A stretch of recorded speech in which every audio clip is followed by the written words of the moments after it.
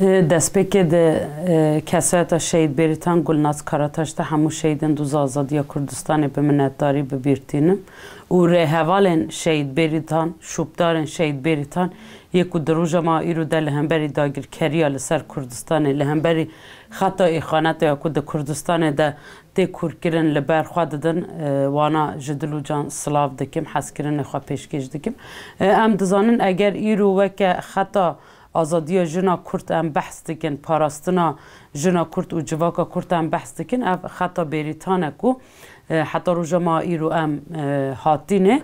ji ber di Kurdistanê de rewşek wisa dan çêkirin ku êdî ne tenê jina Kurd gelê Kurd jî nekare bêje ez Kurdim nekare weke Kurd bi rûmeta Kurd weke netew jiyan bike lê tevgera apûya ku di pêşengtiya rêber apû û rêhevalên weke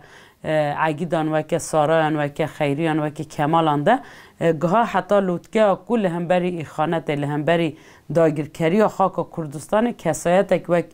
rêheval bêrîtan bide afirandin ku heta di roja ma îro de jî bi hezaran zarokên Kurd yê ku navê wana bêrîtan hene heta mirov temaşe dike yani taybet salên not û du not û sê not û çara li başûrê Kurdistanê cihê ku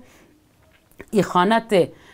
hewl dida ku tovê xwe lê bide çandin lê bi dehan malbata ji çalakiya heval bêrîtan ji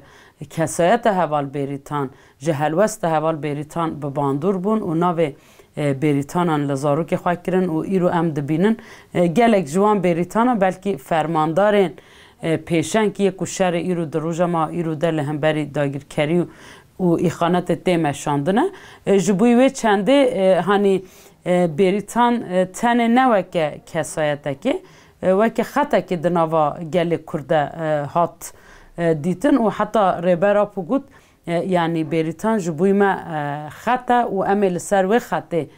dawî li dagirkeriya Kurdistanê û îxaneta li Kurdistanê bînin û li ser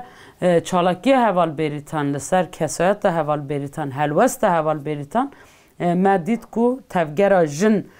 ya ku di nava pekekê de ji destpêkê û pêvecihê xwe girtî di salên notûsiyan de êdî ber bi artêşbûnekê ve çû û îro eger ku em temaşe dikin di cîhanê de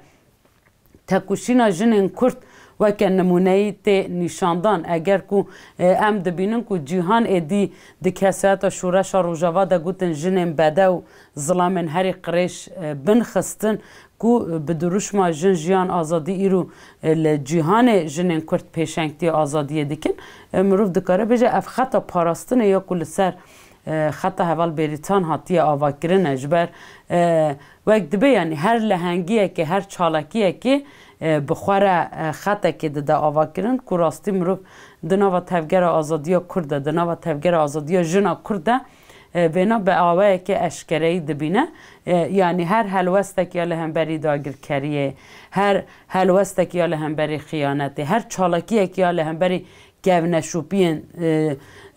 sîstema desthilatdar di nava civaka me de dayîn avakirin îro dibe xet û ev xet dibe pêşengî ji bo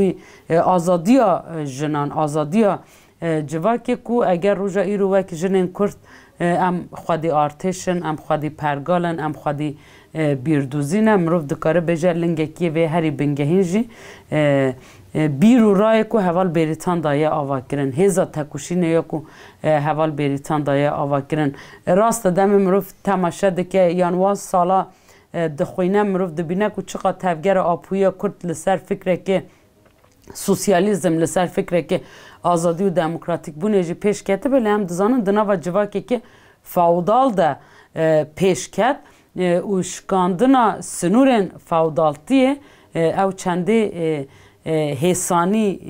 nebûn ku weke jina ku weke malê zilam dihat dîtin jina ku dibin parêzvaniya zilam de dihat qebûl kirin çawa bibe ew jin pêşengtiyê ji parastinê re bibeke çawa dibe ku ew jin di aliyê çekdarî de di aliyê fîzîkî de hêza xwe bide diyar kirin çawa dibe ku ew jin li hember kevneşûpiyên ku li ser jin tên ferskirin serî rake û li hemberî vêna derkeve û rastî xeta apûya rast bide jiyan kirin yani demê mirov روژنویسین وان سالان دخوینه تایبت روژنویس هوال بریتان مروف دخوینه یان جی هوالین کن وان سالا یکسر جیان کرنه و بحثا وینا دکه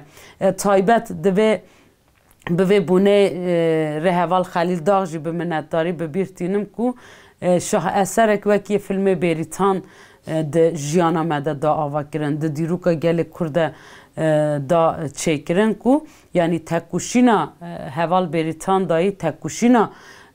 جنا کرد لهمبری داگرکری لهمبری ایخانت و لهمبری که نشوپین فاودالیزم دایی یعنی با آوه که دیدباری پیشانی جنین کردان کو دروجا ما ایرو ده ین وک مجی بزانن کو لسر کیجان میراسه دروجا ما ایرو ده تکوشین ددن مشاندن یعنی کیجان میراسه هشتیه کو ایرو ام با آوه که بهز بدنگه که بلند وک دبیا به سریه که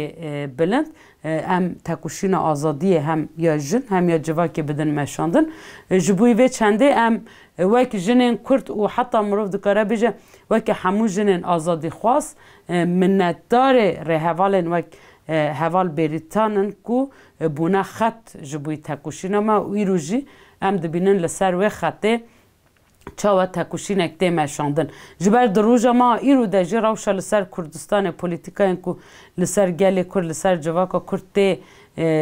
مشاندن جینوار روژا ندورن یعنی هجان هزن داگر کرن کردستان هزن هگمونی جهانی ده تونه حسباندنا گلی کرده ده انکار کرنا گلی کرده و ده قر کرنا گلی کرده به اصرارن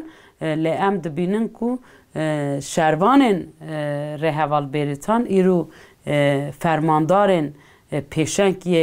شر گل شورشگری نه یه شر گریلاین همدم کل همبر